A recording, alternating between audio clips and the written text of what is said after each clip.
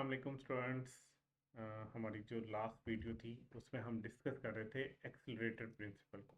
ठीक है, accelerator principal में हमने ये बात की थी कि थोड़ी सी चेंज अगर आएगी आउटपुट में, ठीक है, आउटपुट में यानी वाई में थोड़ी सी चेंज जो आएगी उसकी वजह से आपकी इन्वेस्टमेंट में काफ़ी ज़्यादा चेंज आ जाएगी। ठीक है, मतलब आउटपुट में थोड़ी सी चेंज कॉज करेगी ग्रेटर चेंज इन इन्वेस्टमेंट। हम पहले अभी तक जो मल्टीप्लायर इफेक्ट है उसमें पढ़ चुके हैं। मल्टीप्लायर प्रिंसिपल में थोड़ी सी चेंज इन इन्वेस्टमेंट कॉज करेगी ग्रेटर चेंज इन आउटपुट या नेशनल इनकम। यहाँ पे हमने कहा कि अगर जो है वो थोड़ी सी चेंज आउटपुट में आई तो वो ग्रेटर चेंज करेगी इन्वेस्टमेंट के अंदर। इसके पीछे हमने थोड़ी सी रीज़न भी पढ़ी थी। देखो, अ, अगर किसी बंदे ने कोल्ड ड्रिंक्स की जो है वो फैक्ट्री लगानी है, ठीक है, कोल्ड ड्रिंक की फैक्ट्री लगानी है तो उसको ये आउटपुट बनाने के लिए, ठीक है, ये आउटपुट के लिए थोड़ी सी अगर वो आउटपुट बनाएगा तो उसको इन्वेस्टमेंट कई गुना ज़्यादा लेके आनी पड़ेगी। ठीक है, फॉर एग्जांपल अगर आप ये चाहते हैं कि आप ये एक बोतल बनाएं तो आपको एटलीस्ट 2 बोतल्स का मटेरियल खरीदना पड़ेगा, 2 बोतल्स की इन्वेस्टमेंट करनी पड़ेगी। ठीक है, तो यही हो रहा होता है। आपको कम से कम जो है ना वो एक बोतल बनाने के लिए एक से ज़्यादा या 1.5 बोतल का मटेरियल तो होना चाहिए, क्योंकि बोतल बनाते हुए हो सकता है कुछ मटेरियल आपका ज़ाया भी हो जाए। ठीक है, तो थोड़ी सी आउटपुट बनाओगे तो आपको कई गुना ज़्यादा इन्वेस्टमेंट लेके आनी पड़ेगी। ठीक है, फॉर एग्जाम्पल ये बोतल बनाने के लिए आपने पहले दिन एक बोतल बनाई, इसके लिए आपको 2 या 1.5 बोतल्स का आपने मटेरियल शीशा वगैरह लेके रखा होगा, आपने बोतल तैयार की और बेची। अब जब ये बिक गई इसका मतलब यह है कि अगले दिन आपको मज़ीद बोतल्स बनानी पड़ेगी। ठीक है, तो नई इन्वेस्टमेंट लेके आनी पड़ेगी। आपने पहले दिन क्या किया, एक बोतल बना के एक थोड़ी सी आउटपुट लेके आपने जो है वो उससे इन्वेस्टमेंट आउटपुट ली। उसके बाद उसके रिजल्ट क्या हुआ कि आपको मज़ीद इन्वेस्टमेंट लेके आनी पड़ेगी। अगले दिन आप हो सकता है 2 बोतल्स बनाओ और सो ऑन आप चलते जाओ। तो यही वो कह रहा है। ठीक है, कि स्मॉलर चेंज जब आउटपुट में आता है उसकी वजह से ग्रेटर चेंज इन्वेस्टमेंट में आता है। अच्छा, जो एक्सेलरेटर प्रिंसिपल है इसके पीछे भी कुछ अजम्पशन है, जैसे कि हमने मल्टीप्लायर कॉन्सेप्ट में पढ़ी, मल्टीप्लायर प्रिंसिपल में पढ़ी, एक्सेलरेटर प्रिंसिपल की भी अजम्पशन है। ठीक है, पहली अजम्पशन क्या है? पहली अजम्पशन ये है कि existing plants are operating at full capacity. ठीक है, अब इसका मतलब ये नहीं है कि फुल एम्प्लॉयमेंट अचीव होगी, इस बात को आपने समझना है। वो कह रहा है कि फुल एम्प्लॉयमेंट तो अचीव नहीं हुई, लेकिन जो पहले से आपके प्लांट्स लगे हुए हैं ना इकोनॉमी के अंदर, वो अपनी फुल कैपेसिटी पे काम कर रहे हैं। हम कहना क्या चाह रहे हैं? हम कह रहे हैं कि अगर आपने थोड़ी सी आउटपुट बनाओगे तो इन्वेस्टमेंट कई गुना ज़्यादा बढ़ जाएगी आपकी इकोनॉमी में। ठीक है, यही हम कहना चाह रहे हैं। थोड़ी सी आउटपुट की वजह से कई गुना ज़्यादा इन्वेस्टमेंट बढ़ जाएगी। थोड़ी सी आउटपुट लेके आओ, इन्वेस्टमेंट कई गुना ज़्यादा बढ़ा देगा आपका एक्सेलरेटर। इसका मतलब यह है कि अगर हम इस बात को सही साबित करना चाहते हैं तो नई इन्वेस्टमेंट तो आनी चाहिए अगर आपने आउटपुट बनानी है। ठीक है, तो आपको करना क्या करेगा, आपके लिए ये अजम्पशन लेनी पड़ेगी आपकी एग्जिस्टिंग प्लांट्स जो इस टाइम सारे प्लांट्स लगे हुए हैं वो अपनी फुल कैपेसिटी पे काम कर रहे हैं। ठीक है, अब आप अगर कोई नई आउटपुट लेके आते हो या चेंज करते हो अपनी आउटपुट को तो आपको नई इन्वेस्टमेंट चाहिए होगी, नए प्लांट्स लगाने होंगे। क्यों? क्योंकि पहले वाले प्लांट्स तो एग्जिस्टिंग जितने भी हैं वो सारे अपने फुल कैपेसिटी लेवल पे काम कर रहे हैं। Installation of plants would be necessary. Installation of new plants would be necessary in order to meet the any changes in demand for consumer good. ठीक है, as for available reserve capacity, production at the plant can be increase without making new investment. अगर वो कहता है कि अगर इनमें पहले ही कैपेसिटी हो और वो फुल कैपेसिटी के ऊपर काम नहीं कर रहे जो आपके एग्जिस्टिंग प्लांट है तो फिर तो नई इन्वेस्टमेंट ही नहीं आएगी। ठीक है, फिर तो आपके पास अभी मार्जिन है। फॉर एग्जाम्पल ये आपके पास मशीन है, ठीक है, ये मशीन है, इस मशीन के ऊपर आप जो है ना वो एक दिन में 100 यूनिट्स बना सकते हो। ठीक है, इस टाइम आप अगर वहाँ पे 70 बना रहे हो तो अगर आपको मजीद बनाने हैं तो आपके पास तो मार्जिन है 30 का। आपको नए प्लांट की तो ज़रूरत नहीं है। हाँ, नई इन्वेस्टमेंट की तब ज़रूरत होगी अगर आप 100 बना सकते हो और 100 के 100 ही बना रहे हो, मतलब कि आपके एग्जिस्टिंग प्लांट्स फुल कैपेसिटी पे काम कर रहे हैं, जितनी उनकी कैपेसिटी है बनाने की उतने पे ही काम कर रहे हैं। अब जब आपने नई चीज़ें बनानी है तो अब आपको नए प्लांट लगाने पड़ेंगे और फिर ये हमारा एक्सीलरेटर प्रिंसिपल सही से काम करेगा।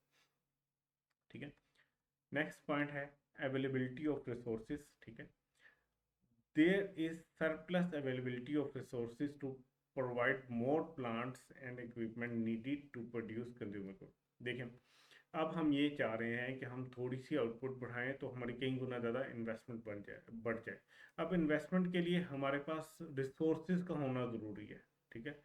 सरप्लस रिसोर्सेज दस्तियाब होंगी, ठीक है, तो फिर ही हम मज़ीद कंज्यूमर गुड बना सकेंगे। If it is not so then the demand for new plant to produce consumer good will not be viable. ठीक है, आपके पास रिसोर्सेज होने चाहिए, लोगों के पास पैसा होना चाहिए कि वो मजीद जो चीज़ें बनेंगी उसको खरीद सके, लोगों के पास पैसा होना चाहिए कि वो नए प्लांट और मशीनरी जो है वो इंस्टॉल कर सके, इन्वेस्टमेंट कर सके, ठीक है। और आपके पास एक रीजनेबल रिसोर्सेज होनी चाहिए, इजाफी रिसोर्सेज होनी चाहिए, ठीक है। तो इन इजाफी रिसोर्सेज के साथ ही आपका एक्सेलरेटर सही तरीके से काम कर सकेगा। सो सेकंड क्या है अजम्पशन कि आपके पास इजाफी रिसोर्सेज हों, ठीक है। इजाफी रिसोर्सेज सरप्लस में होनी ज़रूरी हैं अगर आप एक्सेलरेटर का कॉन्सेप्ट जो है या प्रिंसिपल जो है उसको सही से पूरा करना चाहते हो, ठीक है। अगर ऐसा नहीं है तो फिर नए प्लांट की जो प्लांट्स जो आपको चाहिए, ठीक है, प्रोड्यूस करने के लिए कंज्यूमर गुड, उसका फ़ायदा ही नहीं देगा, ठीक है। फ्लेक्सिबिलिटी इन प्रोडक्शन, आपकी तीसरी assumption ये है कि आपके पास हाई डिग्री की फ्लेक्सिबिलिटी हो in production process for smooth functioning of this model. Flexibility का मतलब क्या है? फ्लेक्सिबिलिटी का मतलब ये है कि आपका जो सिस्टम हो वो ऐसा हो कि उसमें फ़ौरन से जो है ना वो नई चीज़ें बनना शुरू हो जाए, ठीक है। मतलब ये है कि अगर आप पहले जो है वो 500 यूनिट्स बना रहे हो, अब एक नया जो है वो आपका प्लांट एंड मशीनरी इंस्टॉल की गई है कि मज़ीद 500 यूनिट्स बनाने हैं हमने, ठीक है। आपने चेंज की आउटपुट, जिसकी वजह से इन्वेस्टमेंट में चेंज आई, फिर आउटपुट बढ़ेगी और फिर इस तरह इन्वेस्टमेंट में चेंज आती रहेगी। इसका मतलब ये है कि आउटपुट में थोड़ा सा चेंज कई गुना ज़्यादा इन्वेस्टमेंट को बढ़ा देता है। ये साबित करने के लिए आपका जो पूरा सिस्टम है, पूरी इकोनॉमी है, वो फ्लेक्सिबिलिटी होनी चाहिए उसके अंदर, प्रोडक्शन से रिलेटेड फ्लेक्सिबिलिटी होनी चाहिए। आप जब चाहो प्रोडक्शन बढ़ाना तो आप नई इन्वेस्टमेंट करके प्रोडक्शन बढ़ा सको, ठीक है। अगर आप ऐसा नहीं कर सकोगे कि आप भाई नया प्लांट लेके आए हो, आपने देखा कि आपकी लेबर कहती है नहीं भाई हमने मजीद काम नहीं करना अभी प्लांट के ऊपर, नए काम के ऊपर, या आपको मजीद लेबर ही नहीं मिल रही, या आपको अगर जो है वो ओवर टाइम के ऊपर काम करवाना चाह रहे हैं, आप ओवर टाइम नहीं हो रहा, तो इसका मतलब यह है कि आपका सिस्टम फ्लेक्सिबल नहीं है। और अगर ये फ्लेक्सिबल ना हुआ तो आपका ये जो एक्सीलरेटर वाला कॉन्सेप्ट है या प्रिंसिपल है ये सही से काम नहीं करेगा, ठीक है। सो फ्लेक्सिबिलिटी ऑफ जो है ना रिसोर्सेज होना ज़रूरी है, फ्लेक्सिबिलिटी इन प्रोडक्शन होना ज़रूरी है, ठीक है। तो थर्ड एजम्पशन क्या थी? फ्लेक्सिबिलिटी इन प्रोडक्शन, ठीक है। उसके बाद है credit money is considered to be elastic. Credit money क्या होती है? क्रेडिट मनी का मतलब होता है उधार की पैसे, ठीक है।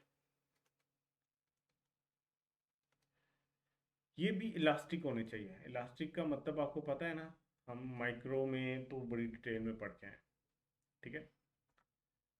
Credit is considered to be elastic such that funds for induced investment are readily available, ठीक है। जैसे ही फंड्स की जरूरत हो वो दस्तयाब हो, ठीक है, इलास्टिक हो, तो ये भी होना बहुत जरूरी है। देखो, जब आप कहते हो कि थोड़ी सी आउटपुट बढ़ी, ठीक है, चेंज आई आउटपुट में थोड़ी सी, तो हमने इन्वेस्टमेंट बढ़ा दी कई गुना ज़्यादा, ठीक है। तो इन्वेस्टमेंट कैसे बढ़ेगी? उसके लिए तो आपको उधार लेने पड़ेंगे पैसे। उधार पैसे कैसे मिलेंगे? बैंक्स वगैरह से मिलेंगे। तो आपको क्रेडिट मनी जो है वो भी इलास्टिक होना बहुत ज़रूरी है। अगर उधार पैसे नहीं मिलेंगे तो इन्वेस्टमेंट नहीं बढ़ा सकोगे, इन्वेस्टमेंट नहीं बढ़ा सकोगे तो ये वाला कॉन्सेप्ट जो है वो सही से काम नहीं करेगा, ठीक है। तो हमने ये डिफरेंट जो है ना अजम्पशंस पढ़ी।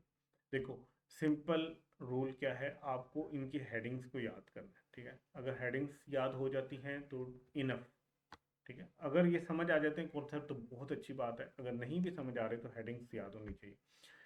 एग्जिस्टिंग प्लांट्स फुल कैपेसिटी पे काम कर रहे होंगे, ठीक है, तो ही आपको नई इन्वेस्टमेंट की ज़रूरत पड़ेगी, और नई इन्वेस्टमेंट आएगी तो ही एक्सेलरेटर सही से काम करेगा, ठीक है। पहली assumption ये थी। आपके पास रिसोर्सेज दस्तियाब होंगी, ठीक है, तो तभी आप नई इन्वेस्टमेंट कर सकोगे। नई इन्वेस्टमेंट कर सकोगे तो तभी एक्सेलरेटर काम करेगा। आपकी प्रोडक्शन के अंदर फ्लेक्सिबिलिटी होगी तो आउटपुट में चेंज होगी, मज़ीद आउटपुट बनेगी तो नई इन्वेस्टमेंट आएगी, नई प्रोडक्शन स्टार्ट होगी। प्रोडक्शन का फ्लेक्सिबल होना ज़रूरी है, अदरवाइज आपका एक्सेलरेटर काम नहीं करेगा।